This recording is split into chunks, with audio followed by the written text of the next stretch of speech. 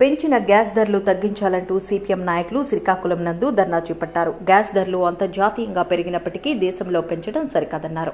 14 కేజీల gas cylinder పైన 50 రూపాయలు పెంచి పేదల మీద భారం మోపడం దారుణమన్నారు. నిత్యావసర వస్తువుల ధరలు పెంచమని ప్రధానమంత్రి హామీ ఇచ్చినప్పటికీ ధరలు పెంచి సామాన్యుల నడ్డి విరుస్తున్నారని మండిపడ్డారు. గ్యాస్ పైన 50 రూపాయలు భారం మోపి సంవత్సరానికి శ్రీకాకుళం జిల్లా నుండి 24 కోట్ల రూపాయలు కేంద్ర రాష్ట్ర ప్రభుత్వాలు దోచుకోవడం అన్యాయమన్నారు. పేదల పొట్టలు కొట్టి కార్పొరేటర్లకు దోచిపెట్టడాన్ని సిపిఎం పార్టీ వ్యతిరేకిస్తుందన్నారు.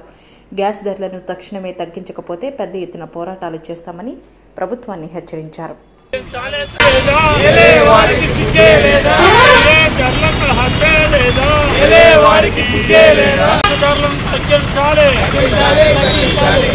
ప్రజలకు సబ్సిడీపై గ్యాస్ సరఫరా చేయాలి.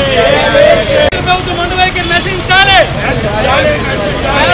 వారాలు వేయొద్దు. వారికి సిగ్గే లేదా? మంగళవారం నుండి వెంటనే గ్యాస్ ధరలు 14 కేజీల దిమ్మ మీద 50 రూపాయలు పెంచుతూ కేంద్ర ప్రభుత్వం నిర్ణయం తీసుకొని నిన్నటి నుంచే వెంటనే అమల్లోనికి వస్తుందని చెప్పడం అనేది జరిగింది. దీన్ని సిపిఎం పార్టీ చాలా తీవ్రంగా వ్యతిరేకిస్తా ఉన్నాం.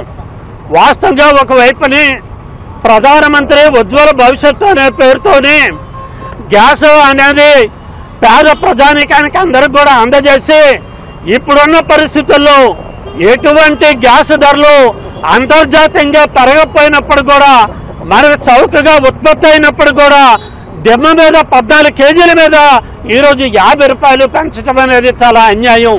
ఈరోజు మనం అడుగుతా ఉన్నాం. ఈరోజు ప్రధానమంత్రి గారు మీరు ప్రజలకందరూ కూడా నిత్యావసర వస్తువుల ధరలు తగ్గిస్తామని మీరు హామీ ఇచ్చారు. కానీ ఈరోజు సామాన్య ప్రజానీకం కూడా వాడే ఈ 14 కేజీల గ్యాస్ మీద 50 రూపాయలు పెంచడం అనేది చాలా అన్యాయం.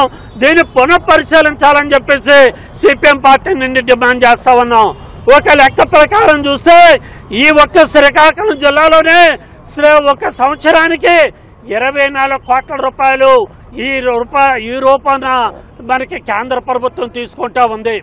మరి ఈ రాష్ట్ర ప్రభుత్వం కానీ ఈ కేంద్ర ప్రభుత్వం కానీ 24 కోట్ల రూపాయలు ఏ బడ్జెట్లో కూడా ఈ జిల్లాకి కేటాయించిన పరిస్థితి లేదు. అలాంటిది ఒక్క గ్యాస్ మీదే ఈ 50 రూపాయల పెంపుదల మీదే ఒక సంవత్సరానికి 24 కోట్ల రూపాయలు శ్రీకాకుళం తీసుకెళ్లిపోతా ఉన్నారు. దీన్ని తీవ్రంగా వ్యతిరేకిస్తా ఉన్నాం.